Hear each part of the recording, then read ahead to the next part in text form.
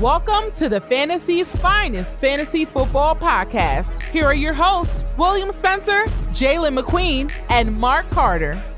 What's going on? Welcome back to a brand new episode of the Fantasy's finest podcast. I'm your host, William Spencer, and my man, Marc Knuckles Carter, is here today for our latest episode. Week 1 is here. It's time to get ready for the first week of fantasy football. NFL football is on the way this Thursday, kicking things off with my squad, the Dallas Cowboys versus the Philadelphia Eagles. Yes, they won the Super Bowl last year, and now we have to go through the banner ceremony. Yo, I've been getting crushed. Yo, dude, they would make a perfect team to play against, man. To raise the banner. That's petty, dude. That's you petty know what? It's petty and it sucks because why do we have to start off our season against the Eagles? Yeah. At Philadelphia, like that it's like insult to injury. Whoever's in there, money. Whoever's at the NFL office making up the schedule for each season, for this season, yo, I better not ever see you walking the street, yo. It's on site, yo. It's on site. That's dude, ridiculous. That is great marketing, cuz. That is great marketing. Man, I don't want my team marketed like that. Not like that. Like Jerry Jones is supposed to be the one of the major cogs in the NFL that makes things move behind the scenes. There's no way in the world that you're that diabolical that you will let your team be the focal point for the Eagles banner ceremony kicking off the new season of the NFL. That's just mind-blowing right there, well, think about it, man. It's a great, remember last year's first game of the season was the Kansas City Chiefs against Detroit Lions? Nobody cared about. I mean, it was the first game, but it's like, oh, who cares? I mean, it's like there's no meaning behind it. There's no meat to it. You know what I mean? This game coming up Thursday is meat behind bones. Whoa. I'm gonna tell you now. Watch the meat comments. You know how that was going when we was doing our live draft. But before we get off the rails, because I already know how this episode is going to be. Before we get off the rails, let's talk about what we'll be talking about in this episode. So we got plenty to discuss. We're going to get you ready with some early injury notes heading into Thursday Night Football, some other headlines that have made news cycles around the NFL in regards to other injuries and players. We got some good stuff coming up in our news and notes section. We also are going to break down our live draft. So the league that me and Marc share in, we're not the commissioners, is Ballers, 7 years strong in this league, and we did a live draft over the weekend. So we're going to break down who we think is the top 3 teams in that league. We're going to do the bottom 3. We're going to have some other things we're going to be talking about in here. And during the draft, we were fortunate enough to be allowed to do someone else's. We met a group that was at Chickies Pete's. That's where we did our live draft. Shout out to Drake, the commissioner, for hooking us up with that good food. Yeah, man. Trash talk across the table. Everything was going on in that. Meat comments. Good times. Good times always, man. Yeah, so there was another group in the same room or same area that we were drafting in, and we kind of walked over and introduced ourselves. We were checking out their draft board, and we told them about the podcast and everything. So they were like, yo, we asked them if it was cool, we'll take a picture of your draft board and we'll break it down for our podcast. And they was like, yo, you got a podcast? That would be great. Go ahead and do that. So we got 2 draft boards that we're going to break down. We're going to break down theirs first, and then we're going to get into ours later on in the episode in that main segment. So, what you got to do before we, get things going. You got to subscribe to the podcast on Fantasy's Finest YouTube channel. If you're of the audio listening variety, we are available wherever you listen to podcasts on Spotify, Apple Podcasts, Audacity, TuneIn, wherever you're listening to podcasts, we're likely there. So check us out. And you can also check out our 5-minute podcast, The Blitz, on all those same platforms and on the YouTube channel. So when you subscribe to the YouTube channel, you get both podcasts for the price of free. So you can check us out on there and give us a listen and let us know what you think of the podcast. But we do have to talk about something before we jump into the news segments. and get this thing started. Micah Parsons. Yeah, man. Was traded to the Green Bay Packers. Now, long live Jerry Jones, man. No. Long live Jerry Jones, dude. It's funny because people will be like, we'll say that. And I'm like, the more I think about it, Jerry Jones is not going to go anywhere. Even if he dies, he's going to be the crypt keeper. He's going to be the crypt keeper in the Cowboys main office. They're going to petrify his body, and he's going to still be in the meeting. So whenever they need him to make a decision, they press a button and he just pop up like, yeah, right. Trade that guy.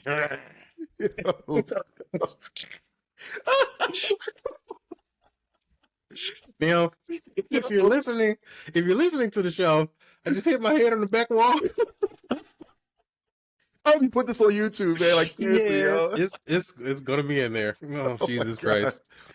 Yeah. Oh man. I've been doing some remodeling down in the man cave, and I might need to move my table up. I'm about to say, you gotta get some more space in the man cave or something. But yeah, back to Micah Parsons, man. There's so many ways that you can go about this, so I'm going to keep it short. I don't want to get into a long rant, though we haven't had one in a while. Mm-hmm. To put it short, Jerry was wrong. Jerry was wrong. The way he went about the contract negotiations with Micah Parsons was wrong, and he knew it. That's the thing. So when he not backed Micah in the corner, because Micah made a mistake too. Yeah. Micah's mistake was when he was brought into the office to have those conversations about leadership. Mm-hmm. The moment Jerry started talking about contracts, money, years, Micah should have been like, you know what? Hey, man, that sounds good. But guess what? I got an agent. You need to hit him up, and then we can have this discussion and get the ball rolling and get this deal done. Right. But the fact that this is what peeves me off the most. The fact that Jerry Jones got up in front of the media after he made that trade and tried to play it off like, this is a move that'll help us be able to stop the run because we weren't able to do it with Micah Parsons. We weren't able to stop the run. I didn't get that, man. I did not get that 100%, yo. Seriously. I'm sitting up here like I feel like I was disrespected when he made that comment. Like, are you for real? Like, we haven't been watching the same team over the last 3 to 4 years not be able to stop the run because it's not Micah's fault. Yeah, right. How about getting us a defensive tackle that can command a double team, that can create lanes where our linebackers can go and get the running back at the line of scrimmage, meet him there. Mm-hmm. How about you address the defensive tackle position that you've ignored for the past 3-4 years? It's not Micah's fault that we couldn't stop the run. The Cowboys couldn't stop the run. You neglected to do your job as the general manager of the Dallas Cowboys. That's on you. And the fact that he sat up there in front of the media and tried to paint it off like that, I'm sitting up there like, yo, he must really think I'm stupid. Right. I don't know how any other Cowboys fan that has common sense can sit up there and look at Jerry Jones and say, you know what? He was right. How dare Micah not be able to stop the run for the last 4 years? Are you kidding me? We got him. He's the best pass rusher on the team. And he's not that bad against the run. But when you only have one pass rusher and they know that he's out there, what do? Exactly. Hey, you know what? We're going to run right at that guy because there's nobody else out on the line that can stop us. The Packers showed you. And then you trade him to the team that beat the crap out of us. And in the playoffs, 2 times. Yep. Dak's rookie year in 2023. Yep, that's it. Give him to the ops. How?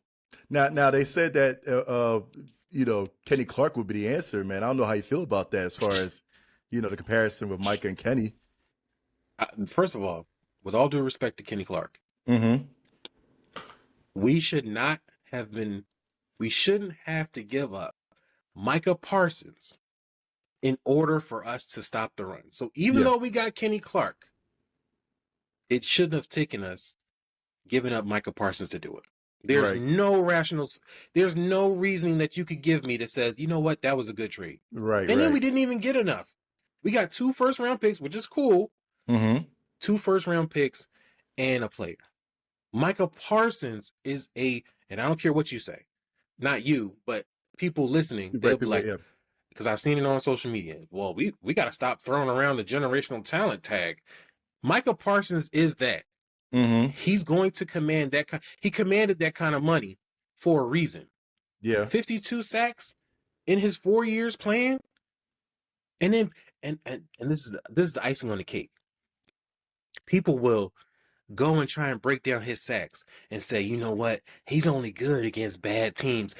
This thing that has been created is it's stupid.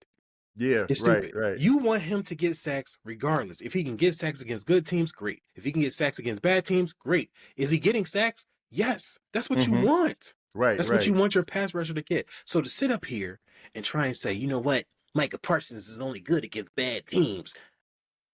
Duh. A lot of people are good against bad teams because they're bad. Yeah, right. Like, what are we saying? Tom Brady was good against bad teams. His division was bad for years. Mm-hmm. Nobody blinked an eye when Tom Brady was awarded 6 games off the rip because the Miami Dolphins, the Buffalo Bills, and the New York Jets sucked. Yeah, you're right. You are absolutely right, dude. So to sit up here and try and diminish what another player does, especially on the defensive side of the ball, is crazy. The stuff that people are coming up with. And I'm not even going to get into the whole pocket of Cowboys fans that almost turned on him or have turned on him, Micah Parsons, because, he was a problem in the locker room. And cut that out. That's Jerry talk. That's the Jerry right in the middle of the, I'm going to say this, and they're going to suck it up, and they're going to believe me, and that's how I'm going to win. Yeah, that's him. Right. Dog, it's only us, man. It's only us. We can't get through an offseason without no nonsense, no stupidness. We can't have a quiet offseason where we just locking in players, making moves, and handling business. Mm-hmm. We can't. Jerry Jones is like, what's the boy from Inspector Gadget? Now I'm dating myself, but he's like that. He's the super villain in the chair, stroking the cat, like, I'm going to get you, Gadget. Yeah. That's who he is. Oh, dude. Yeah, just looking at the comparisons, dude. I mean, like you said, Micah Parsons, 4 seasons, man, 52 sacks against Kenny Clark, 9 seasons, 35 sacks, man. It's like, dude, you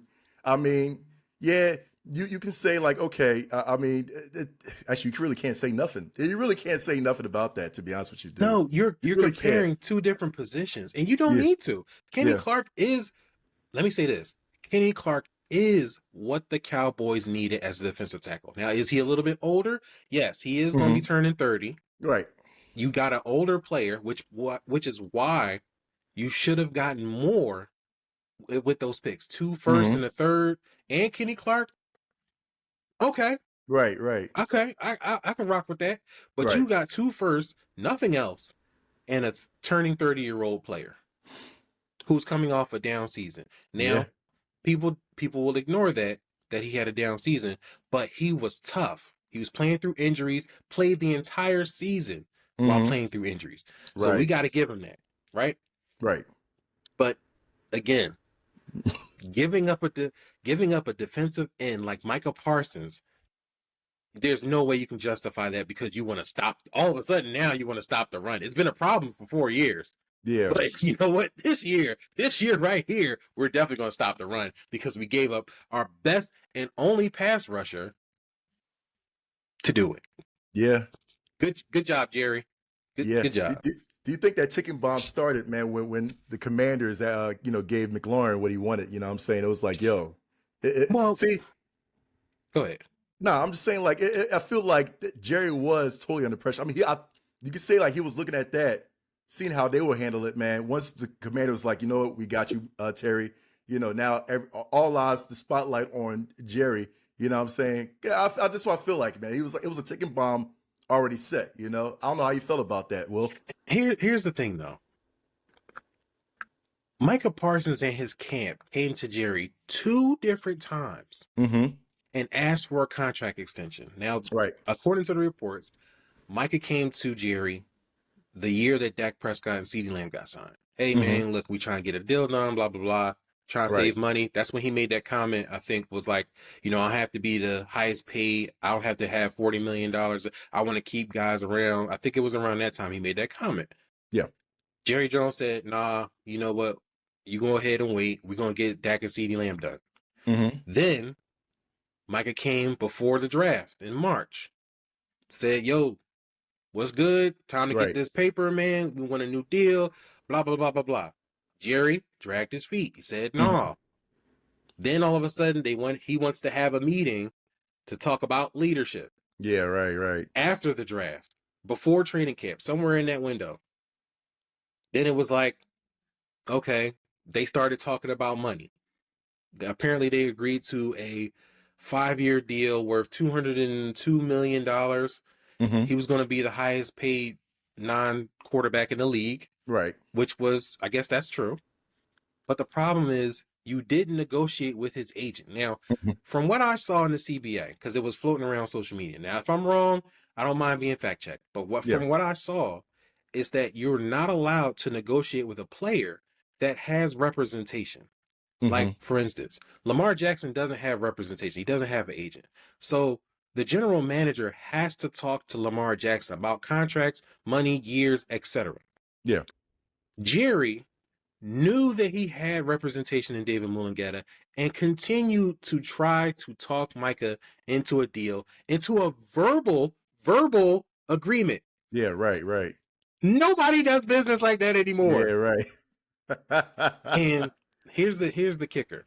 The reason why he did that was because him and Micah had a relationship outside of football. Right. They were cool. You seen them sitting in the boxes. You seen him sitting with Jerry. Yeah. In other games or whatever other events that were going on at AT&T.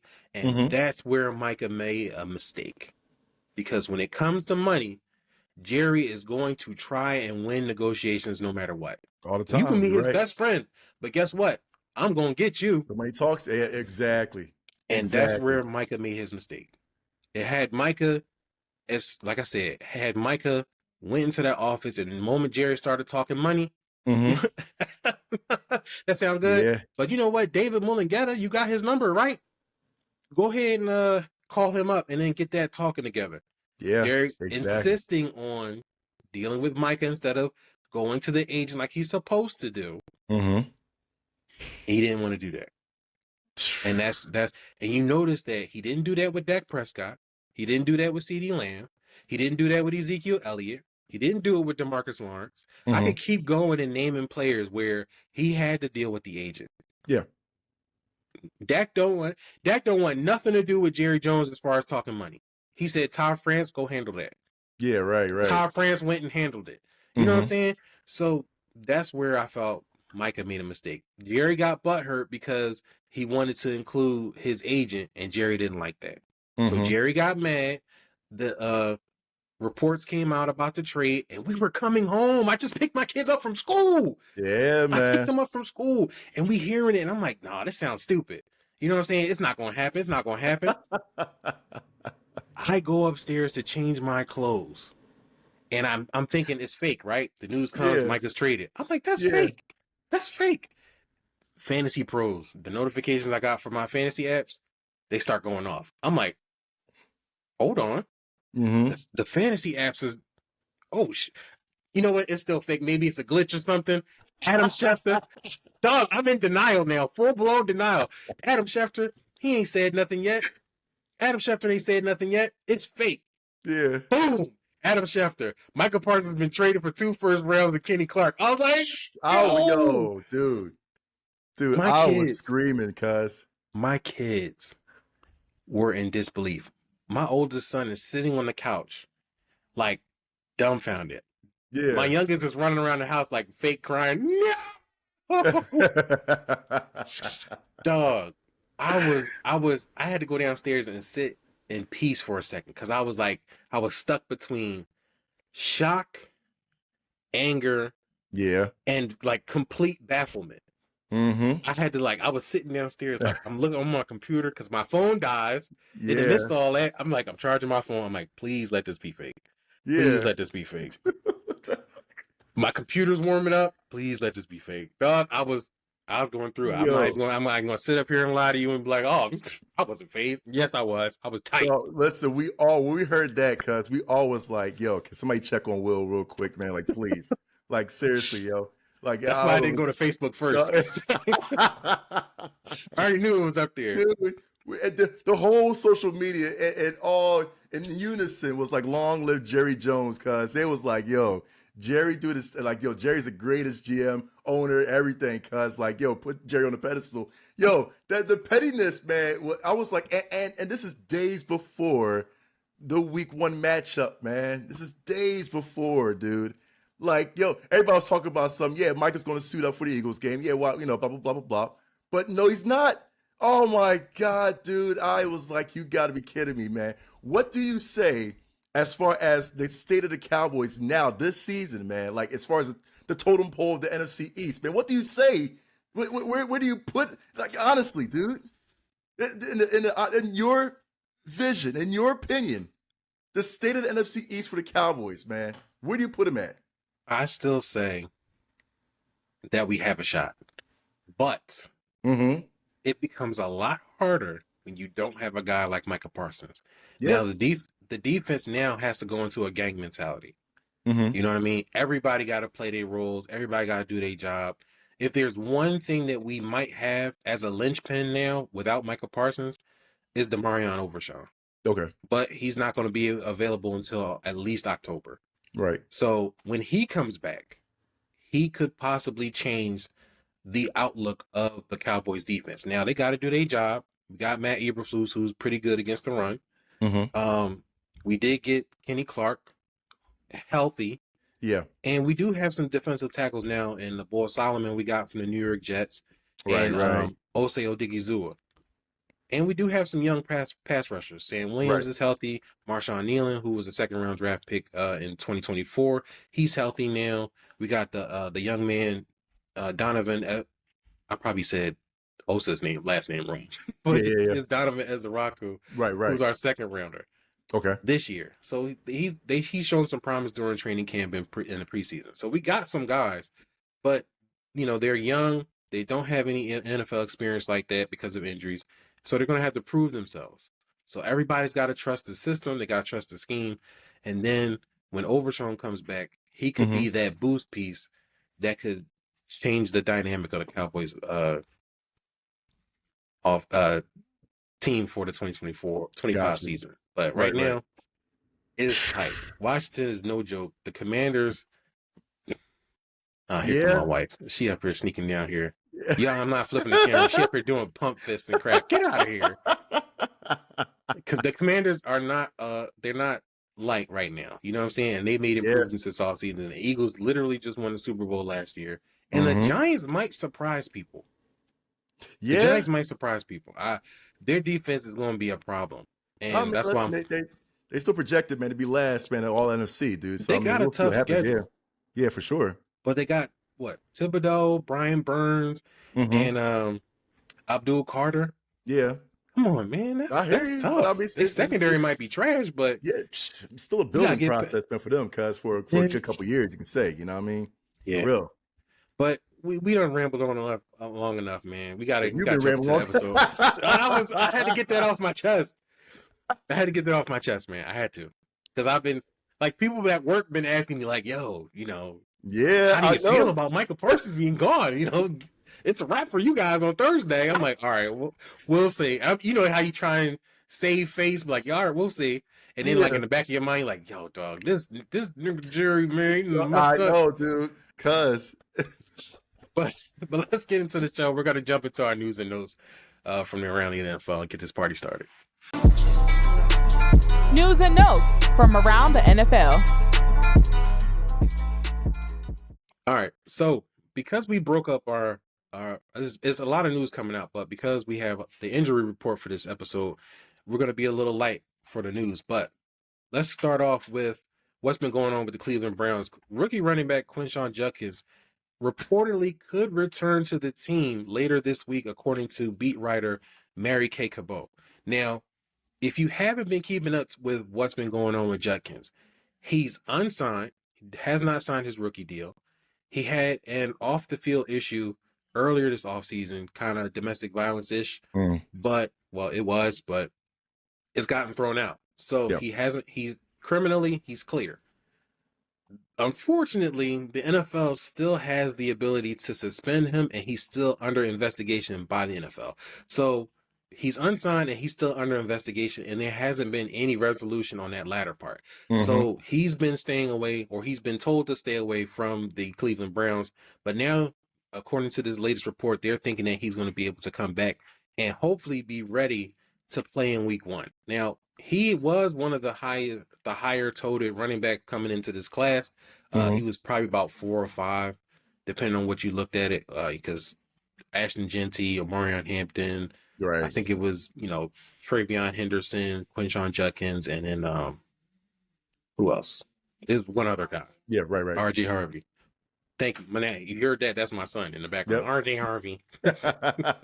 But Judkins coming back would be a great boost, but we don't know if it's actually going to happen. So everybody's going to be on Judkins' watch heading into week 1. Hopefully he does come back, because he is like that. He was dominant in Texas, sharing the backfield with Travion. It was Texas, right? Ohio State. See, I get them mixed up because I don't watch college like that. Yeah, I gotta work on that. The Steelers, they have extended running back Jaylen Warren on a 2-year extension per Ian Rappaport. They're supposed to. He's got $7 million coming in 2025, and then a $12 million guaranteed in his contract. Here's something interesting. The Commanders and the Steelers, according to their latest unofficial depth chart, have their rookie running backs lower on the draft, lower on the depth chart. So the Steelers have Caleb Johnson listed as the RB3. Really? Behind Kenny Gainwell and Jaylen Warren. Jaylen Warren is listed as the RB1. The Commanders have Ja'Cory Krosky-Merritt listed as the RB4. That's crazy, man. Yes. And that's crazy. When you see it, you instantly react like, oh my God, why is he all the way back there? But keep in mind, this is their unofficial depth chart. So there's still changes to be made. It's not locked in. But people seeing it, I think they do that crap on purpose, especially for fantasy football, because they know people play. So it's like, you can't do that to us, man. Because I'm looking at like ESPN, man. I see JCM for the Commanders at 2, right behind Austin Eckler, which supposedly we all seeing that as well, right? We all seeing that. And then what you call it, man? For Caleb Johnson was also RB2 as well. You know what I mean? So okay, so maybe ESPN's got something that they get a little more official. That's what I'm hoping for, dude. Yeah. Because Sleeper was like, yo, they in the back. That makes no sense, though. You know what I'm saying? So I'm like, you're right. Yeah, we'll have to wait then. Yeah. All right. And we'll wrap up this with some news for the Buffalo Bills. You're getting a fan favorite back. Well, is he a fan favorite? Because they did like him when he was there. Gabriel Davis. Not really. Gabriel Davis is coming back. He's been signed to the Bills practice squad. Okay. He's still ramping up from his torn meniscus injury that he suffered last season with the Jacksonville Jaguars. But Davis is back. That would be, I kind of hope he becomes fantasy relevant again. I really liked him when he was with Buffalo. He just couldn't get on with the Jacksonville Jaguars, and then he ended up getting hurt again. So, but that'll wrap it up for the news. Now let's get into these injury updates, because these are the things that you'll be focusing on as you prepare to set your lineups for week 1. Yes. Call an ambulance! Call an ambulance! But not for me. All right. Now, the injury reports we can kind of keep a little short and sweet because we're just providing updates. So, the latest news coming out of the week 1 cycle, you got the 49ers. Wide receiver Juwan Jennings returned to practice this week. He's been dealing with a calf injury and a money issue. He wants a new contract. He requested a trade. 49ers said, no, you're going to stay. So he hasn't been practicing all the way up until this point. He's missed a large chunk of the training camp for the 49ers, but now it looks like he's back in practice. Remember, this is important because Brandon Ayuk is going to miss the first quarter of the season. He's going to be out. He's on injury reserve for the 49ers. Ricky Parasol, yo, they've been going through wide receivers like crazy, dude. And people have been picking up Jennings, man, like towards the final, like, couple rounds of drafts, man. I've been seeing that's a pattern, dude. Such a great steal, man. So if you're still going through your draft, man, Jennings on the board. I mean, I'll say wait for the longest, man. And Jennings is there, the third to final round, cuz grab him, Yep. Because he played well last season in relief for Brandon Ayuk when he went down. 100%. He kind of stepped in as the unofficial wide receiver one. Ricky Parasol was on a rookie. It was his rookie season. He got shot. Yeah. Before the season started. Why do these players keep? Well, I know why he got shot. So I'm not gonna make fun of that. San Fran, it's a gang zone there, man. You know what I'm saying? Like, yeah. What's up? You're the wrong part of that bridge, boy. You get lit up. But he's healthy now, which is great. We're glad that he made it back in one piece. But that's good. Ricky Parasol was dealing with that last year. So Jennings stepped up as the wide receiver one. He could have that role again this year. I do expect Ricky Parasol to see some extra work, as they're probably the only two guys that you're going to have for fantasy. If you have Brandon Ayuk, you're stashing him on IR. So for sure, free up that bench spot. If you have him on your bench, put him in the IR spot. A little savvy fantasy football move for you right there. Right. The Dolphins running back Devon Achane has been dealing with a calf injury over the last couple of weeks. That last preseason game around that time. He's expected to be ready for week 1, barring setbacks, according to head coach Mike McDaniels. That's good news because I got Devon Achane and I need him out there. Yeah, I'm about to say, man, listen, Omarion his second backup, man. Hey, man. But listen, I'm just going to toot my own horn. If you had listened to me on, our fantasy channels, our social medias, Fantasy's Finest on, TikTok and YouTube and all that good stuff. I was telling people, you might want to go pick up Ollie Gordon because Ollie Gordon is going to be the RB2 to start the season because Jalen Wright is going to miss September. They're expecting him to come back sometime around late September because he had to have surgery on his knee. So that pushes Ollie Gordon up. So that's why I've been trying to grab him on all my drafts. Right. Because Ollie Gordon looked like he liked that though. So that's a good note. Good note. The Rams head coach Sean McVay says that Matthew Stafford, who's been dealing with a back issue, is going to be ready for week 1. He's been practicing, which is great because I have Devontae Adams shares and I need him out there. I don't want Jimmy Garoppolo throwing at Devontae Adams. So Matthew Stafford is back. He's expected to play in week 1, which is good news for that. Stephon Diggs, wide receiver for the New England Patriots. He's expected to play week 1. He's coming back from a torn ACL. This man is basically like, he's a mutant. He's got to have some kind of superpower because he did have a lot of time. He did tear his ACL with the Houston Texans around week 8. So for him to come back and be able to play in week 1 is incredible. But I'll take it. If I had, I wish I could have got more shares of Stephon Diggs though. But it is what it is. Yeah, pretty much. All right, Eagles Thursday night. AJ Brown, Devonta Smith. They're going to be back. AJ Brown was dealing with a hamstring issue late in camp. Devonta Smith was dealing with a groin. Both are expected to play against the Cowboys on Thursday night. And also, I didn't put this in the notes, but Jaden Blue, Cowboys rookie running back, he's expected to be ready for Thursday night football against the Eagles. He was dealing with an ankle injury. They were calling it a low ankle sprain. Yeah, right. He's been playing and he's been practicing since that has happened. So he's going to be good to go. Panthers place Jalen Croker, wide receiver, who was dealing with a quad injury on injury reserve. He's going to miss the next 4 weeks. And if you've been drafting Chris Godwin, they're not putting him on injury reserve on the NFI list. He's going to be he's on the 53 roster, but he's not playing. They're expecting to bring him back around week 5. That's so whack, dude. You can't stash him on injury reserve, which is what I was hoping. Yeah. Because if he's going to miss that time anyway, he's going to miss the first 4 games. You could have put him on IR and then had him like that. But I guess they're trying to make sure that he's ramping up properly, which is why they activated him off the PUP list while they were doing camp. So you're gonna find people that's going to put him on waivers, man, early on in the game. Probably. That's what I'm guessing, man. You know what I'm saying? That to free up that space, man, because they can't put him in IR, right? You know what I mean? So it's like, what can you do?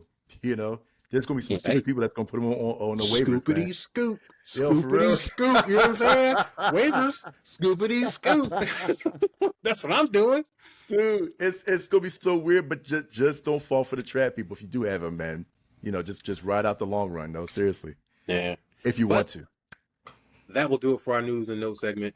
Or I'm sorry, not that one. We already did that one. That's our injury report for this week. There's going to be more news coming out as we get closer to Thursday night football and the start of week 1, because there's another game on Friday and then we head into the weekend. So there's going to be more injury news as we get closer to the bigger games or the more games for the weekend. So we're going to have more. So check our social medias at FFFinest, PHINEST. And we'll be updating or making updates as we get ready for week 1. So now let's talk about these draft boards, because I know it's going to be interesting. So we're going to get that our unknown league, because we didn't really get the draft name or their league name. But we're going to talk about there because we have their draft board, and we're going to talk about the Ballers draft board, and we're going to let you know who's good, who's bad, who's going to be fighting for the toilet bowl. So let's get into that.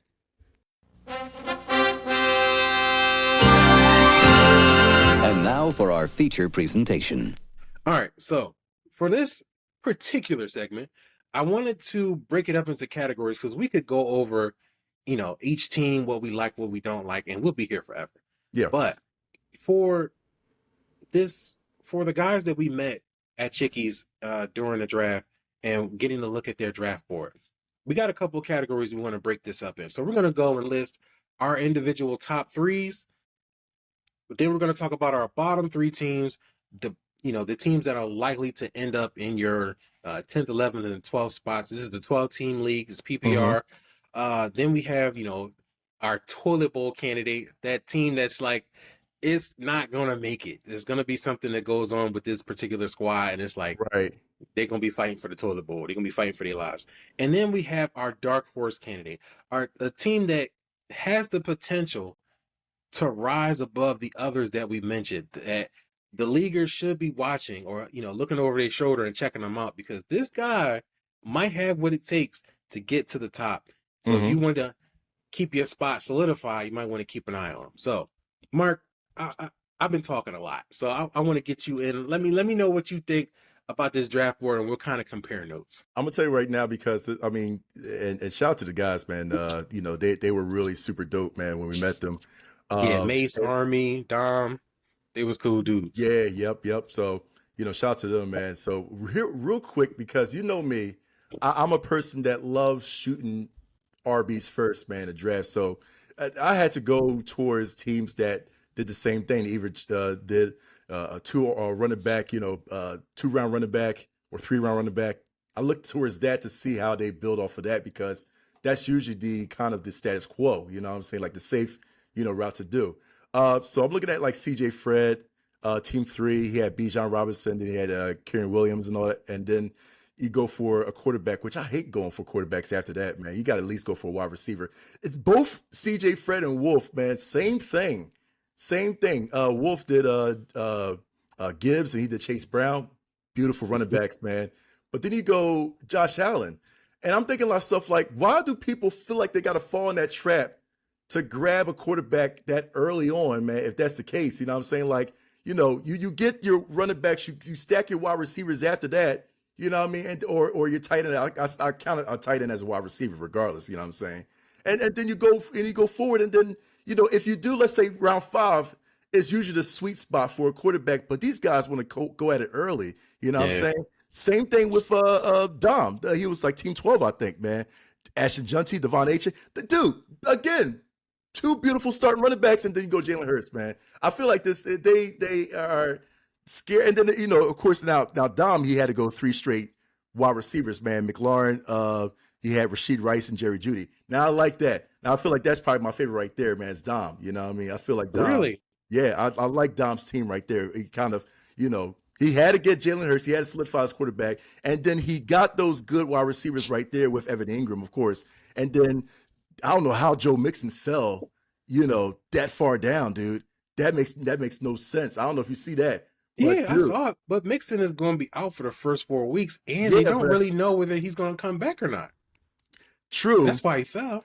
True, but then you got you picked Nick Chubb too. Like he got Nick Chubb beforehand, cuz dude, that was the smartest thing to do. I love Dom right there. Of course, I'm not being biased because he has Denver's defense right there. You know what I'm saying? Oh, there it is. There it is. No, but still, again, that formula right there. It's just I can't stand when people do draft like a quarterback in round 3. Usually round 5 will always be the sweet spot. Maybe round 4 if you feel it itchy, if you don't know, but round 5 is usually a sweet spot. He could have filled that up. You know, he probably could have got Jackson Smith, you know, after Achane, you know what I'm saying? So Yeah. we don't know. You know what I'm saying? And he could have kind of gave his team a good body, you know what I mean? But still, Dom is probably my favorite right there, man. I don't know how you feel about that, Will. So put him in order from 1 to 3. 1 to 3. So again, this is me following the 2 running back core, you know, or 2 round running back, you know, status quo kind of fantasy draft strategy. So right now, 1 for me is Dom. I feel like Dom is the favorite here. You know what I mean? Loving Dom's team. And then I have to go, obviously, you know what? I have to go CJ Fred, team 3, man, because he got Lamar Jackson, Marvin Harrison Jr., DJ Moore. You got RJ Harvey, you got Myers, you got Pittman Jr. I mean, look, you're now going back and forth. You're giving that body as well, too, between good wide receivers and running backs, you know what I'm saying, and good Kraft. I'm glad he got Kraft right there in that. And then Wolf, I feel like for me is number 3, you know what I'm saying? Garrett Wilson after that, after those 2 running backs with Gibbs and Brown, Wilson, Sutton, you got Pacheco right there, got Kelsey, and are you kidding me? Kelsey in round 7? You know what I mean? So Kelsey and then Waddle, Shakir, dude, Philadelphia defense right there, and then you go, of course, you solidify with Brock Purdy as your backup quarterback right there. I feel like I love those 3 teams, man. I don't know what it is, but I feel like one of those 3 teams between looking back, Dom. I still think Dom is the heavy favorite for me. Dom, CJ Fred, and Wolf, top 3 for that draft board right there, man. So congratulations, you 3, man. I feel like, you know, y'all get a star of approval from me, man. Seriously, from that strategy. And I follow that strategy all the time. So, Will, I don't know how you feel about that, man. All right. So when I looked at the draft board, what I like to look for is where they stacked up the most at and what talent that they have there. And then I try and look at their depth and see how good it is. And I try and gauge off of that. So when I looked at my number 1 guy, it's got to be Mace's team. Okay. He's got Malik Neighbors, he's got Drake London, and he has T. Higgins as his top 3 wide receivers. Then he comes back around in round 5 and 6. I mean, round 4 and 5. He gets Kenny Walker, and he gets Tony Pollard. Now, those names may not, like, oh, man, they're okay. But the fact that he got 3 top tier wide receivers, and if you can feel how you feel about T. Higgins, but when he's healthy and he's on the field, he's going to get a lot of work. Yeah, right. He's generally Joe Burrow's first read. So you got 3 guys, and you got Aaron Jones for your top 6. So you got 3 running backs, 3 wide receivers. You go and get David Njoku, who's going to see a lot of work because Joe Flacco is a statue back there. He's going to be throwing the ball a ton. Now, my only concern is Keon Coleman. I'm hoping that he takes that second-year leap, but I'm not really confident on him. But he's still another wide receiver that you can have that could see a substantial workload because they don't really have a lot of wide receivers over there. They have, I think Joshua Palmer's still there. They have Khalil Shakir out of the slot. Dalton Kincaid is like up and down at times because they still love Dawson Knox for whatever reason. So right. There's still some fluctuations with what's going on as the targets for Josh Allen. But you got Jaden Reeves, who's likely going to be the number 2 wide receiver for the Green Bay Packers behind Matthew Golden. He's got a nice squad. Dallas Goedert, I could probably care less about because I don't think that he's going to be good. They're really going to be starting to funnel targets to A.J. Brown and Devonta Smith. Yeah, for sure. Goddard could have a game or 2. It's like, oh, yeah, he's up here, and then you not hear from him for the rest of the right, but that's his purpose. You're going to put him in for 1 week, and then that's it. You know what I'm saying? Like, you got Njoku, you're already set, you know? But I think Mace has a very good squad balance. He has value. So even in the event that he has an injury, because we know Aaron Jones and Kenny Walker, they get banged up. Yeah. He could flip one of those 2 wide receivers, Malik Neighbors or Drake London, and particularly Malik Neighbors. He could get a haul. He can get another running back and a wide receiver if he trades.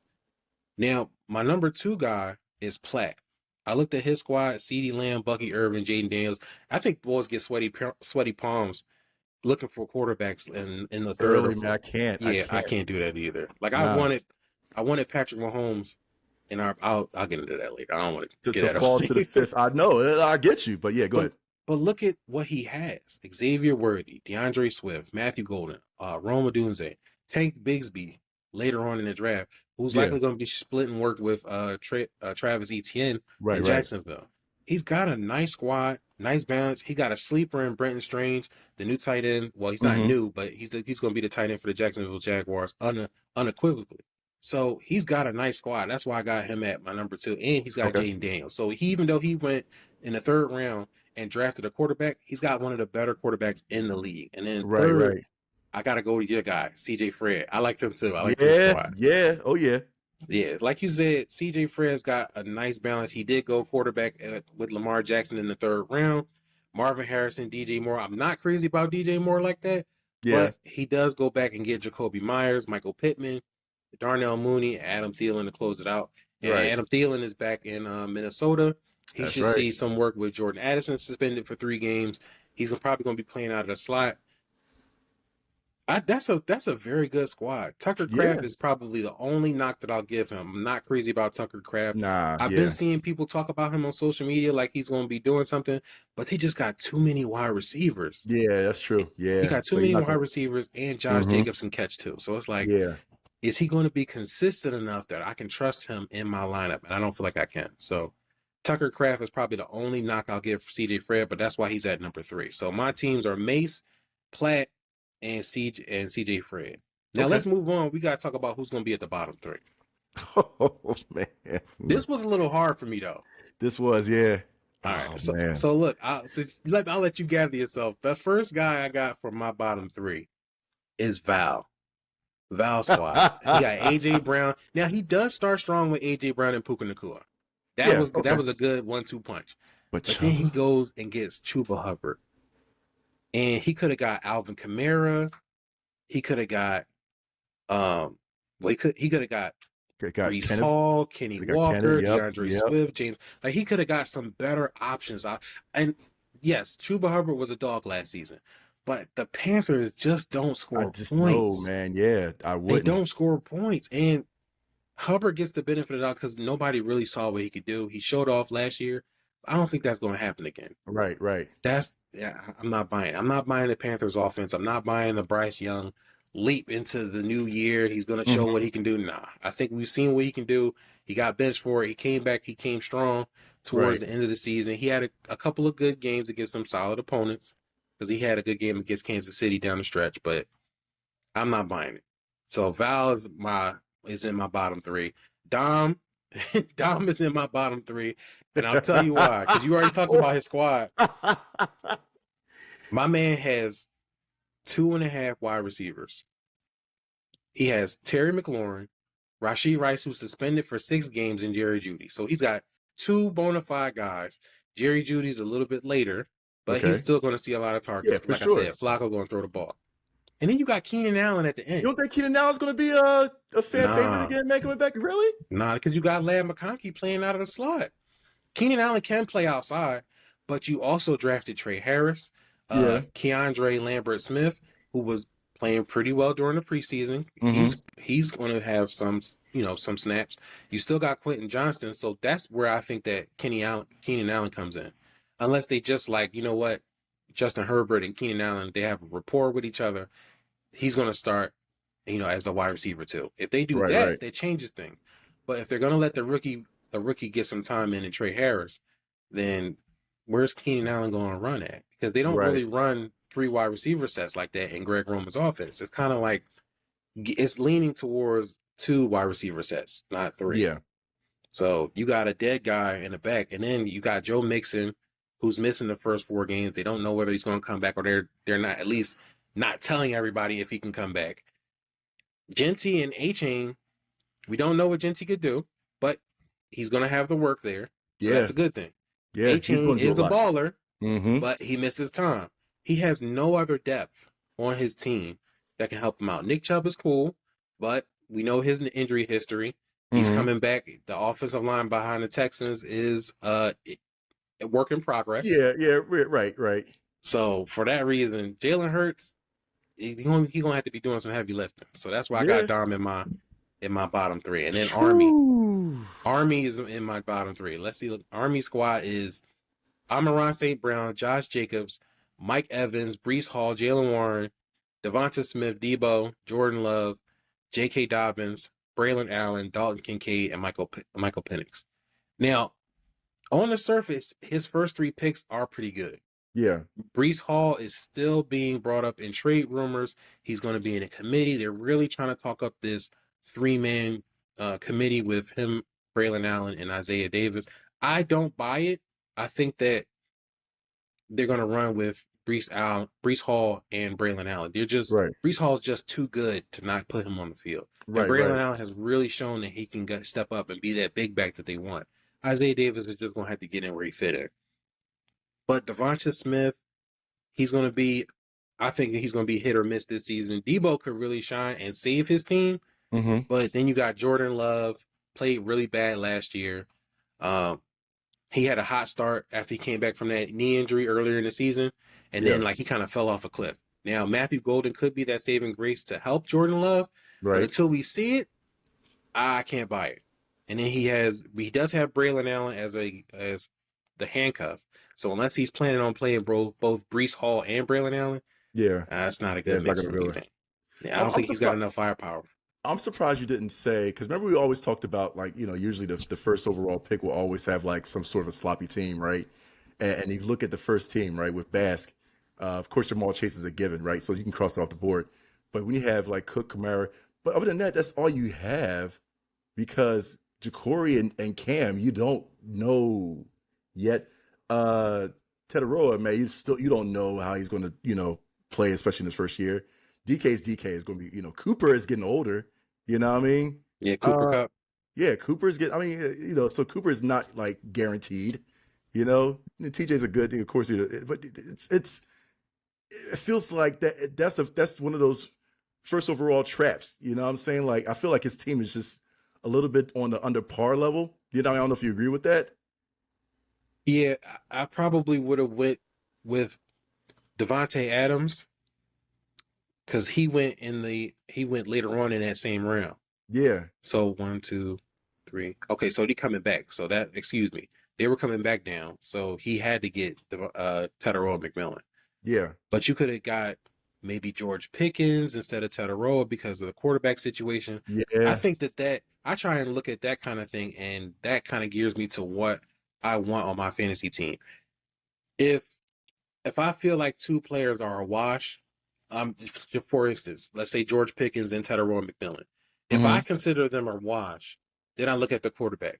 Is Dak Prescott better or good enough to where the volume's going to be there, the touchdowns is going to be there, and the involvement is going to be there? Then that's what makes me grab George Pickens. I look at Tetaroa McMillan. He's going to have volume, but is the Panthers' offense going to improve from what it did last year? Is Bryce Young going to be able? If there's too many questions, I'm kind of like, you know what? I don't want to deal with dude. And see, I'm gonna go with the other guy. Right, and see, that's why I usually step away and not focus on kind of low income passing kind of teams like the poor folk. Is that what you say? What is low income? You know what I'm saying? That's why I usually stay away from them, man. I just can't, cuz, you know what I mean? Listen, I hope that Tetaroa proves us wrong, but I just can't, I can't step in that field, you know what I mean, to grab him, even if he's available for me, I can't do it because of the history behind the team, the offense. If Tetaroa had a better quarterback, I would be like, yeah. Because I liked him coming into the draft. Same. That was like, yo, Tet, if he lands somewhere great, oh my goodness, he could probably go off, because he's arguably one of the best wide receivers coming into the draft outside of Travis Hunter. Right. And then he landed with the Panthers. All right, so toilet bowl candidate. Who you got? I got to go with Basque. Dude. Yeah, okay. I have to. You know what I mean? I just don't like the setup of his whole squad. You know what I mean? Again, I feel like it's the first overall trap, and I feel like the trap, it's like the Madden curse, man. I feel like, you just destined to lose a ton of games, man. Jamar is not going to carry you, throughout the whole season. You got to definitely go ahead and throw some trades out there or something, man, because especially you got to get help on a running back. Some definite running back, like badly. You know what I'm saying? For real. Because after James Cook and Alvin Kamara is nothing there. Yeah, there's you nothing, gotta hope. dude. You gotta hope you hit on JCM. Yeah, the Commanders mm-hmm. to kind of help you out. Right. So it's like, and come on, man. This league, this fantasy league, ride and dies on running backs itself, man. Like seriously, you got to have solid running backs, man, to keep you afloat. And Bass doesn't have that, man. So I mean, dude, it's going to be. I mean, maybe a Bass probably going to have like a 5-win season. I don't know, dude. Ooh. Bass, you got to work on the trades right now, dude. If you're listening, I'm sorry. Right we weren't supposed to do game projections. He said you're gonna win 5 games, my man. Bass, I'm just saying you got to work on them trades right now, as soon as possible, man, to work on that running back depth. Like seriously, dude, for real. All right, so the guy I gotta throw in that ring, toilet bowl candidate. Don't you dare say Dom. It's Dom, bro. Come on, man. Come on, man. Yo, he's literally one injury. Listen, by the time he gets, let's say Joe Mixon comes back, right? Let's say Joe Mixon, they don't want Joe Mixon to come back until week 6, week 7. Yeah. If Achane goes down at any point and he has to solely rely on Nick Chubb as RB2, like if he had Nick Chubb, he currently has him as his RB3, right? Yeah. That's cool. You flex him out, play the matchup. You don't have to play him every week. That's cool. That's what you want to do. But if you have to play Nick Chubb as your RB2 and you have to play him every week until Joe Mixon comes back, it might be too late.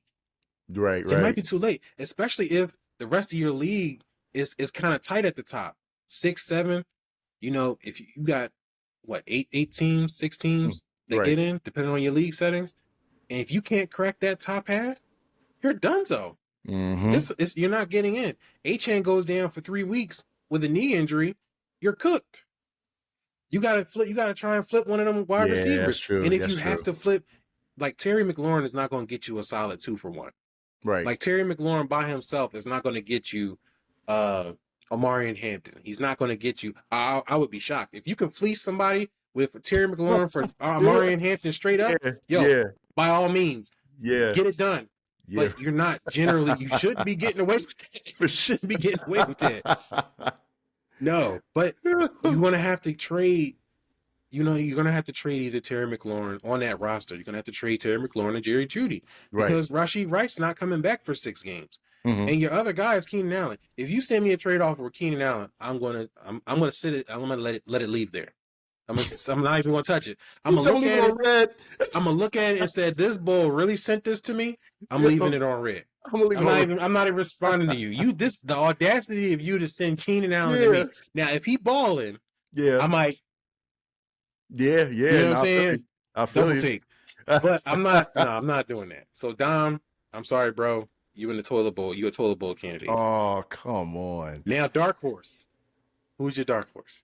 Dude, for some reason, I feel like Scott, I don't know why his team intrigues me, dude. Nico Collins, Derrick Henry, Jackson Smith, Travion. Dude, I feel like he did it so safe that it's going to be scary. I don't know why. It looks good, but it looks good. I know why. He got Bo Nix. No, not Bo Nix. I don't get. Here's the thing. I mean, listen, you got to get. I hope he got another quarterback behind Bo Nix for sure. But no, he don't. It's dude. Bo Nix buys lonesome over there, dude. It's just, and of course, like we talked about, Juwan Jennings, man, get him towards the end of the draft, man. It's always a steal. Rashid Shaheed, man, dude. It blows my mind how the depth of his team. Because like seriously, it's beautiful. But it's intriguing, dude. You know what I mean? Like, I wouldn't do that strat, but I feel like that's kind of a scary team. Like he could kind of like, I don't know, dude. It's just, it's easy to format, week by week, man. See who's hot, who's not. You know what I mean? He has the depth to do so for real. I like Scott's team. Scott's team is a scary one out there right now. All right. So my guy, I gotta go with Wolf. Okay. Wolf is my dark horse. Okay.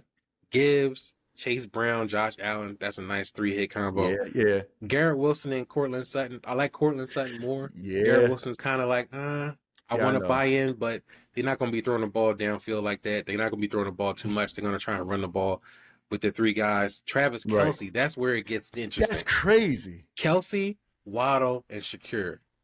Shakur is like the guy that everybody ignores, but he's going to get work because Josh Allen trusts him. Yeah.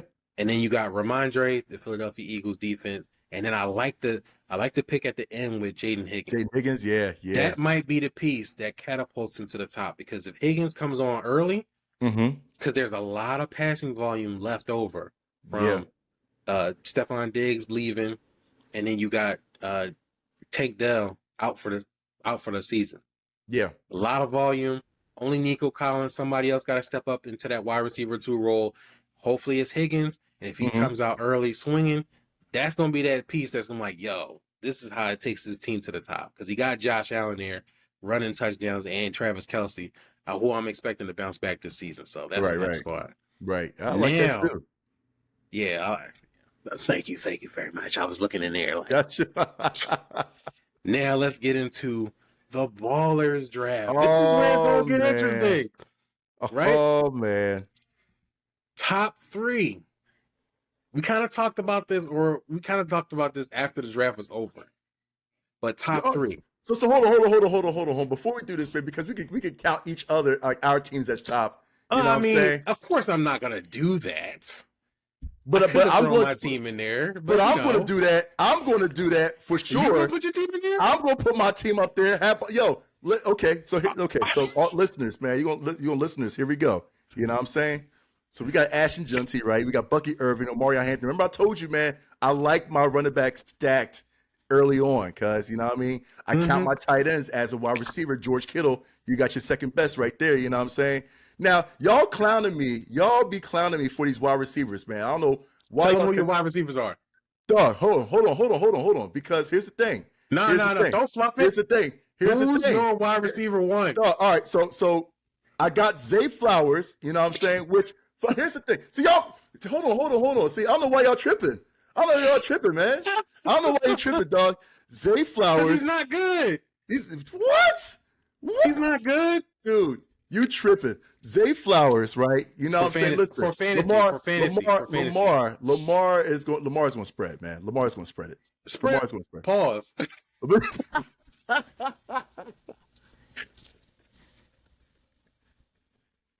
First of all, I don't want Lamar to spread nothing, all right? Yo, listen. I don't know what Diddy stuff you want. I don't want Lamar to spread nothing. You tripping. All right, but Calvin Ridley, man, you got a brand new fresh quarterback and Cam Ward, man. But he's a rookie, though. And I like Cam. I'm just saying I don't want to dump expectations and say, oh, yeah, well, Calvin Ridley's going to see volume, of course, because he's the number 1 guy. Cam Ward is going to have his growing pains. That's where I'm like, I would like to pair, if I have Calvin Ridley, or if I can get a shot at Calvin Ridley, I would want to back him up with 2 solid wide receivers, and I have Calvin Ridley as my flex. If I can't build a squad like that, and I can't get Calvin Ridley, then I'm cool with passing on him. That's all I'm saying. Yeah, Zay Flowers, respectfully to Zay Flowers, he sucks. God, wide receiver here, 25, right. I think, last year, or something like that. But let me tell you the rest of the wide receivers I have, right? Of course, you're going to throw your name up there. So, of course. So I'm stashing Jordan Addison, man, because we know Jordan's going to be out for 4 weeks, brother. That's fine, you know what I'm saying? Roma Dunze, right? Okay, still solid. And then remember I told you, man, with the steal with Jawan Jennings, man, like, okay, here's the thing. If Zay doesn't do work, which he's going to do, he's going to do work in the beginning, man. Now, Jawan can slip in, you know what I'm saying? That's fine. I'm good with that, cuz. I'm good with that, That's dude. strike 2. I'm good with that, dude. That's strike 2. I am good with that. I'm good with that. You good with Jawan Jennings? I'm good with that, cuz. Absolutely, man. Absolutely. All right, now listen to this, man. Yeah. So hold on. Listen to this, right? Listen to this. You know, I got Dak Prescott because I still believe in Dak somewhat, man. You know what I mean, as far as passing game goes. So we already know that, man. Jordan Mason, man. Now I like Jordan Mason because I feel like Aaron Gordon is getting older, man. I don't know, dude. I feel like Jordan Mason. bulk of the carries and all that too. Rashad White, man, backing up Bucky Irving. I had to get a handcuff for Bucky Irving because, I don't know, man. I still don't trust like that, man. I had to get my defense. Trevor Lawrence is a backup, man. Had to stab you in the back with that. You know what I mean? Oh, yeah, you was drawing with that. Yeah, I had to do that, man. Hunter Henry's a backup tight end as well, too, man. Hunter Henry, his production was great last year.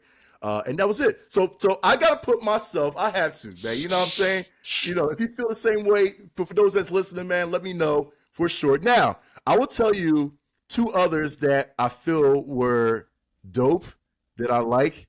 And oh boy, man. It's because I hate everybody here, dog. I hate everybody in our freaking draft team, dude. For real, you have to be objective, Mark. You just can't hate everybody. Dude, okay. So honestly, I feel like Drizzy, man. Dude, I gotta give it to him, dude. I gotta give it to that's a really good team as well too, with Chris McCaffrey. Chan and then Josh Allen. I still hate the fact that you would get it's something about people, man, getting scared and had to get a quarterback anyway.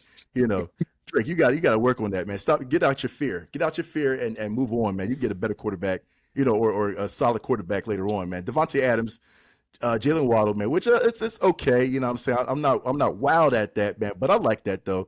Travis Etienne, Stephon Diggs, Josh Downs. Ramondre, man. Brandon Ayuk is going to stash for sure, man. But you got Wan'Dale Robinson, which is a great, pickup. I cannot see Marquise Brown and Chris Godwin, which of course Chris Godwin is going to be stashed as well too. I like that. I like that. It's nice. Actually, you know what? I'm sorry. I'm gonna skip that because Drake, your team sucks. I don't know what it is, dude. For real, it's so. Yo,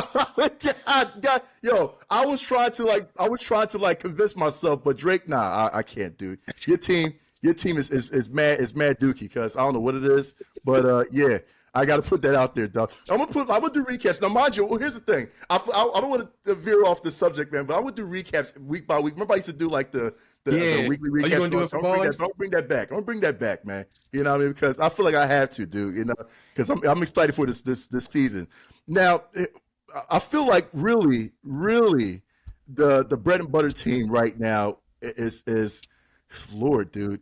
It's probably P, dude. It's probably Prince, man. Like I hate him, but dude, his squad looks good, dude. Like seriously, CeeDee Lamb, St. Brown, man, Chase Brown, Jackson Smith, RJ Harvey, Joe Mixon, dude, Jordan Love. I mean, I'm glad he got Jordan Love right there, and it just solidifies Michael Pittman Jr., Luther Burton III.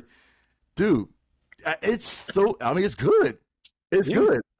I give it to him, dude. I feel like that's probably the team to beat. Now I got to play him the first week. I know for sure. So we'll see. Oh, you do? I do. So we'll see how it goes. I feel like now the projections do say that I'm going to be living stuffings out of him. But yeah, we'll see what happens. I feel like he's going to make a long run for sure, man. He's going to make a long run. I just need Prentice not to rage quit on Jordan Love like he did last year. Crazy. That was crazy. He was like, Jordan Love got hurt. He's going to miss the next 3 games. Dropped. I'm like, why would you do that? He's not out for the season. He was like, I don't care. Listen, man, he had a period. I don't know, man. My man was going through his period or something, man, for real. It's got to do something. You can't do that. You can't do that and play fantasy, man.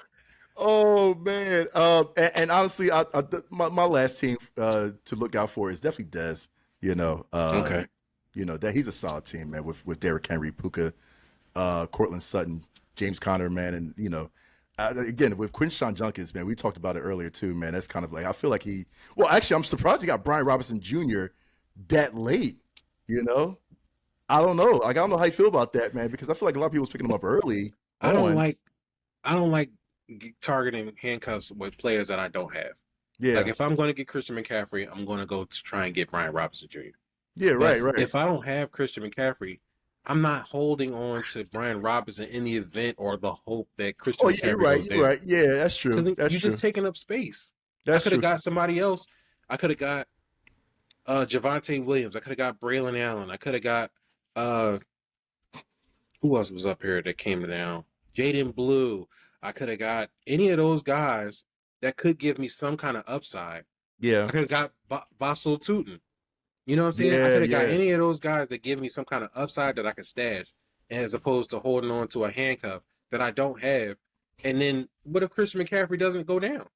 Now he's sitting on my bench. Which everybody's hoping, everybody's saying that Christian McCaffrey, man, is on his last leg for sure. But when dude, I just, I feel like when you gamble with BR, I mean, I don't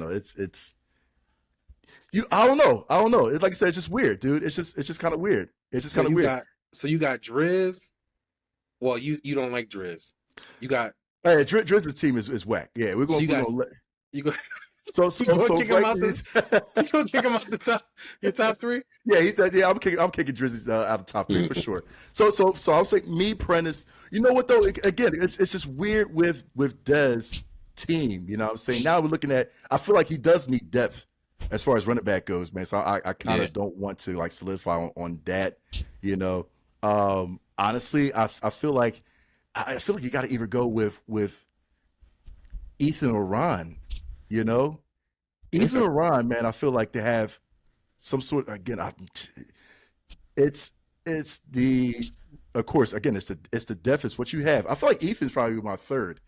It's gonna be my third a good team with Saquon, Breece Hall, Tyrone Tracy Jr. and Jerome Ford. And then you have a plethora of good wide receivers as far as McConkey, Pickens, Pearsall, Coleman, Keenan, Trey Harris. I don't know, man. It's just a lot of ups and downs, man. I feel like we got to see how it lives, but I'm still liking Ethan. Ron, I'll say Ethan and Ron are probably like close, like neck and neck as far as like my third favorite team, that I've seen going into the season. Because again, like I said, even Ron, Bijan Robinson, Kenneth Walker III, Aaron Jones, and then of course you solidify your backups as well too. But he needs some more depth in wide receiver if he can. You know what I mean? So I mean, like I said, but right now I feel like the strongest would be Prentice, man. Sad to say, Prentice is actually pretty good. His team is really good. So we're going to see how his team stacks up. Of course, like I said, Prentice, I'm facing week 1, so you better hope that your team goes really heavy-handed on my team, man. Like for real, dog. We'll see what happens. You know what I mean? We'll see what happens because I'm going to talk so much in the chat if your team loses to me, dude. Oh, yeah, how about you? What's up, man? All right, so I got Driz as my number 1, and dude, kind of for the same reasons that you don't like him. McCaffrey and Achane is a tough combo, but it carries a lot of risk because of the injury history. Yeah. But if they stay healthy, man, it's a good squad. If either of them go down, he gonna be in some trouble. Which they probably will want. You can't carry both of them to the end, man. One's gonna go down. I mean, one has to go down, dude. He has to hope because of the way his team is built up. He's deep at wide receiver. Yeah. If he can get to week 5, he might have a chance. Chris Godwin comes back. Brandon Ayuk was on the inbound in another week. He got Diggs and Josh Downs, Waddle and Adams. He can flip one of those guys and get another stable running back to help him out. And he's got Josh Allen. Yeah. You know what I'm saying? So, I mean, even though he went and got him in the 3rd round, if he needs to, he has the depth at wide receiver to be able to make a package. He could put Ramondre Stevenson and Stephon Diggs together, or Wan'Dale well, I probably wouldn't take Wan'Dale Robinson, but Chris Godwin, he could package him with Ramondre Stevenson and go get a top tier or a better player at the running back position to make a trade. He has some options, and that's what you need when you're building your roster. If you only 3 running backs or 4 wide receivers deep, and your 4th guy, your 3rd or 4th guy are like low end wide receiver 2s, you're going to be stuck because you're going to have to pivot and flip one of those blue chip guys, and everybody don't want to pay when they know that you need something. Listen, I had Christian McCaffrey when he was cooking, and I couldn't flip him. I had Justin Jefferson and Christian McCaffrey, I think, 1 league. I couldn't flip Justin Jefferson because nobody wanted to pay the price. You're not getting him at a discount because I'm hurt. So I kept him. But Driz is my number 1. Ron is my number 2. His squad is nice. He got Bijan, Brian Thomas Jr., Trey McBride, Kenneth Walker, Jalen Hurts in the 5th round, DJ Moore, Aaron Jones, Emeka Ibuka. That's who I really wanted to get, but he didn't fall back to me. So Ibuka, Charbonnet, Javonte Williams, Jaden Reed, Brock Purdy as his backup, Shaheed from the Saints, Kyle Pitts, Tajay Spears. I don't know why he grabbed Tajay Spears. He's going to be out for the first 4 weeks, but Yeah, he that's fine. could put him on IR. He got the Buffalo defense. Ron has a very nice squad. Like I said before, I'm not crazy about DJ Moore, but if you get something from him in Ben Johnson's new offense with the Bears, that's something that's a positive. Ron's got a nice, scary, low-key scary team. That's why I got him in my number 2 spot. And then Steph is in my number 3 spot. Gibbs, Drake London, T. Higgins, Jaden Daniels, Devonta Smith, Jalen Warren. If he really is the running back 1 for the Steelers, that's a guess. There's no way in the world that he knew that Jalen Warren was going to be the RB1 or anything like that. So that kind of works out for him if it ends up being true. Sam Laporta, Rashee Rice, I think that's where he hiccups at. Rashee Rice, because he comes around and he gets Darnell Mooney. It hasn't really been positive stuff coming out about Mooney, but that could change. Right. Matthew Stafford has his backup, Najee Harris, Brandon Aubrey, Adam Thielen, Minnesota defense, Zach Ertz, and then Devin Singletary. So he's got a pretty solid squad. He's deep enough he's like I said before with other teams. He's deep enough at wide receiver where he can flip a guy and get another running back if he needs to, because he's not really deep at running back. Najee Harris, I think that might come back to bite him, because I don't believe that Harris is going to make it to the end of the season if they're sharing a tandem. Amari Hampton is just going to wait for the opportunity to surpass him, and then he's gone. Because we already seen it happen with Greg Roman's offense when he had J.K. Dobbins and Gus Edwards. J.K. Dobbins took off the first 2 to 3 weeks. Gus Edwards was an afterthought. Yeah, right. So if the same thing happens and Amari Hampton is just too hot to keep off the field, there goes Najee Harris. And then he's a paperweight. Right. So, but those are my 3. Driz, Ron, and Steph. Those are my top 3. Now, here's the interesting part. Who's in your bottom 3? Because I think we got the same guy. I think we got the same guy. And it's unfortunate because he was our champion last year. So I'm going to say it for both of us. I'm going to let you do yours, but I know that you got Earl. No, go ahead. Yeah. Earl. Now, to be fair to Earl, he wasn't there at the live draft. So he's already at a disadvantage because he can't see the draft board. Yeah. That's the problem when you know you have a live draft. I don't know what he was doing. So whatever he was doing had to be important. So, kudos to Earl. That's cool. Sometimes stuff comes up. You got to lock in and handle your business. That's fine. But his fantasy team took a beating. It was all over, dude. Over the place. He does have value. And I'm going to get into his team. Jamar Chase at 1. Then he comes back and get Brock Bowers. I wouldn't have reached for a tight end at 2. I wouldn't have done that, dude. Yeah, exactly. That's still booty, man. Joe Burrow at 3. That's still booty. DK Metcalf. And he gets his first running back in round 5 with David Montgomery. You don't do that, man. David Montgomery. Then he has Chris Olave, Austin Eckler, J.K. Dobbins, Marvin Mims, Braylon Allen, Dalton Kincaid, the Pittsburgh defense, Drake May, Badgley was the kicker. Which you should have kept in the last, but I don't know why. Okay. I can't read that name. Zach Moss? Mm-hmm. He got Zach Moss? He got Zach Moss, dude, yeah. Why'd he do that? Because. Why did he do Zach Moss? I was letting out. I'm going to say this. I could read it, but I'm trying to figure out what Moss that is. So I'm like, Zach Moss didn't he get released? Yeah. And then he got DeAndre Hopkins from Baltimore. I think that's a wasted pick. Yeah. So his squad, his starting running backs are J.K. Dobbins and David Montgomery. They're both sharing the field. And Dobbins has a upstart rookie on his heels in R.J. Harvey. Yep. That's crazy. Listen, thank God, man, that's already a given totalable, victory. Yeah, I definitely. We can save some time. I definitely got him. Pretty much. I'm putting a totalable. Yeah, I already did that. I was like, that's automatic, seriously. Yeah, automatic. We're not trying to skip forward, but yeah, he's definitely it's automatic, man. We ain't gonna play with your heart, man. You know what I'm saying? Like, totalable all day. Yeah, so he's not only in the bottom 3, but he's definitely our toilet bowl candidate. Now my other 2 guys, I gotta throw Rob team in there. Yeah. Rob's team is number 7. He started off good. Justin Jefferson, AJ Brown, and Garrett Wilson. Garrett Wilson's okay. But Travis Kelce, then he gets Baker Mayfield, Caleb Johnson, Isaiah Pacheco. Yeah, your running backs just took a dive, dude. Yeah, Mark Andrews. I was going to say the same thing too. Yeah. I think he got Ray Davis from Buffalo. Yeah, he was part of my bottom 3 as well too, man. Like running backs, I just value running backs more, man. You took a huge, dive at that, man. Mm-hmm. It's just weird, Then he got Baker Mayfield and Justin Herbert. Now, Baker is cool.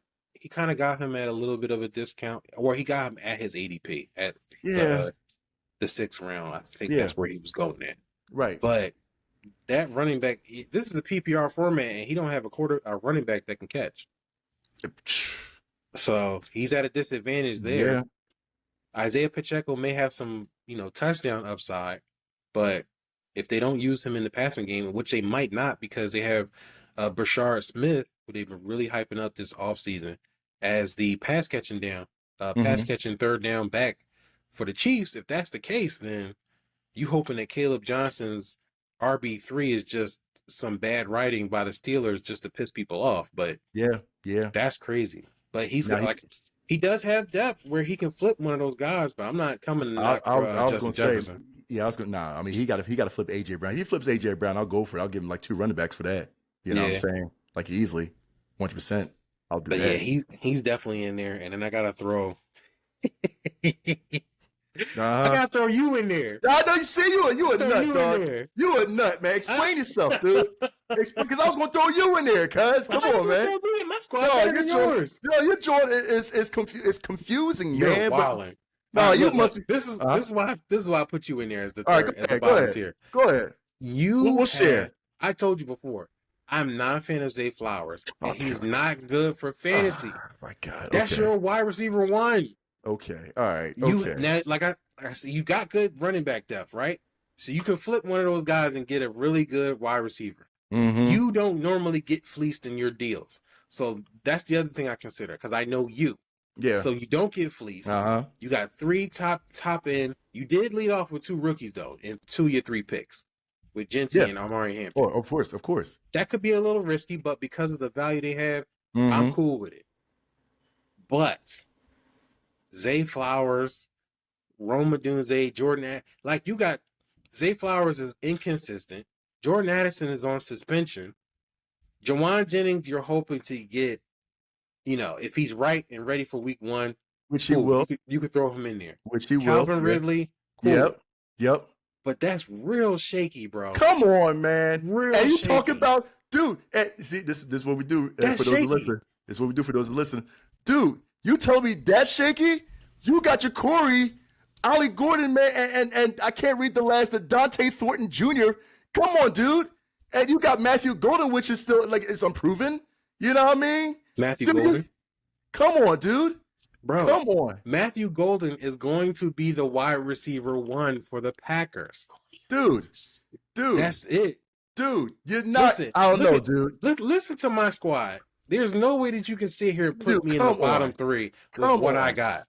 Josh Jacobs, Nico Collins, James Cook, Mike Evans, That's where it stops at. That's where it stops at. Are you serious? That's where it stops at. DeAndre Swift is the only healthy running back right now for the Bears. He's getting all the work, and he's the better pass catcher. He's not coming off the field.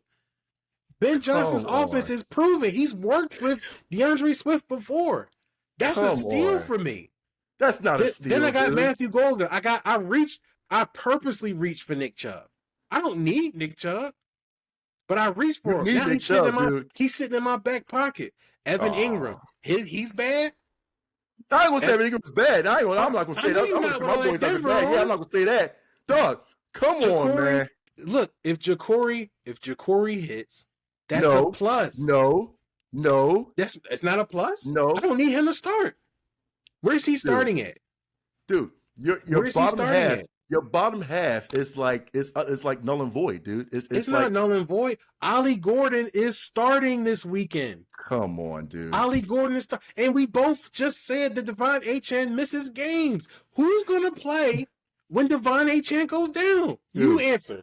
Listen. Who's going to play? Listen, we both said that Devon Achane, if healthy, man, for a healthy run, would be good enough, man. Now we're just hoping. Yes. We're just hoping. You're just hoping. You know what I'm saying? That Ollie is going to. I'm not hoping. Well, I'm hoping to that extent, but we've seen it work already. We've seen it work with Raheem Mostert, right? That year I won the championship when I picked Brian Robinson instead of Bijan Robinson, and everybody laughed. Remember that? Dog, first of all, man. Who won the chip that year? First of all, dog. That's who. You know how I did it? I had Devon Achane and I had Raheem Mostert. Because Raheem Mostert was how to trade. Niggas know how to trade out, man. Raheem Mostert was a top 10 fantasy running back, and I couldn't even flip him because nobody wanted him. They were scared. They gave me that year, dude. They gave me that year. Ain't no gimme. That draft guy was laughing at me for making that move. You can't read. And on top of that, I lost my quarterback. At the same time, we were talking about like last year, like, dog, why would you do that, man? You were the bottom toilet bowl and all that stuff. Same thing we talk about now, dude. It's like, dog. I have enough upside combined with enough starters that I don't have to worry about those guys in the background. Dante Thornton Jr. is going to be a starter. They signed Amari Cooper and people started freaking out. Amari Cooper is not coming in there to take Thornton's job. He's coming in there to help Thornton progress. That's what he's doing. They don't have a lot of wide receivers as it is. They went out and got a veteran. They got Jacoby Myers. They could possibly still flip him because he wants a new contract too. So if they don't want to pay him because they already technically have his replacement in Jack Beck, who plays out of the slot, just like Jacoby Myers. So you got Amari Cooper on the outside, you got Thornton on the other side, and you got Myers on the slot with Brock Bowers. But if they ever decide to flip Jacoby Myers, guess what? Beck is coming in, and he's going to take that spot. Thornton is still a starting wide receiver, and what Chip Kelly wants to do, he wants to throw the ball downfield. He wants to use speed. Guess who got speed? And he's 6'5". Thornton, you know where he's going to be at until he lets off? On my bench. Because I don't got to start him. I'm going to tell you right now, listeners, man, Will's maxing out 7 wins, dude. That's it, cuz. Seriously. 7 wins, dude. 7 wins, man. I'm glad you said that because now it's on wax. Now it's on wax. It's guaranteed. 7 wins. I say it right now. I'm gonna predict it. 7 wins for Will. Easy, dude. Easy. You know what's gonna happen when I crack 7 wins, right? They ain't happening, dude. You know how I get down when I crack 7. Matter of fact, my son is here as a witness. He's sitting there over there on the couch. He's 7 wins, son. He's saying that I'm not going to win. I'm going to win 7 games. Go to bed, man. It ain't his bedtime yet. Yeah, I'm going to write this down. This Negro says 7 wins. 7 wins, man. I'm telling you right now. Listen, for the listeners, you're going to say, listen, oh, yeah, Mark was right, man. 7 wins. I guarantee you, dude. Easy. Easy. We'll see. We'll see. That's why I love this season. Let's go, man. You heard him, right? Yeah. All right. That's you can at least get 9. All right. So we already talked about we got our bottom 3. We got our we both agreed that Earl is a top toilet bowl candidate. Yeah, mad trash. Yeah. You cool. You cool. All right. So our dark horse. We can wrap it up with that. Who's our dark horse? True. Because I do agree with I got a guy that you mentioned for my dark horse. Right. Dude, honestly, dude, I kind of want to say, to be honest with you, I do want to say with Justin Jefferson, AJ Brown, Garrett Wilson, Trevor. I feel like that's a good. No, not really. I can't do that with him. I can't do that. I can't. Daggone. We did say Prentice was going to win, or probably going to be the strongest team out of there, man. But dark horse, for me, honestly, I would say Ethan. I would say Ethan probably the dark horse, man. I'm gonna say Ethan. I got slip out on Ethan. Ethan's team is scary, man. For to put some points up, man, per week. So, yeah, for sure, Ethan. Yeah, you got that, man. Solidify running back, solidify wide receivers, man. Good quarterback, man. I mean, it's all over, man. His depth is great, man. I gotta lock in with Prentice. Prentice is my dark horse. He's got the wide receivers. Wait, I thought you said Prentice was going to win as well, or was like the team to beat, though. You know what I'm saying? That's why he's my dark horse. Oh, he's okay. All right. Because when you look at his squad, that Joe Mixon pick, he got 2 picks that are questionable, but 1 is later, so it's not like it's horrible. If it hits, it hits. Mm-hmm. But that's Jack Beck. If it hits, it hits. But right. The Joe Mixon, it could change the scope of his team if he comes back to play.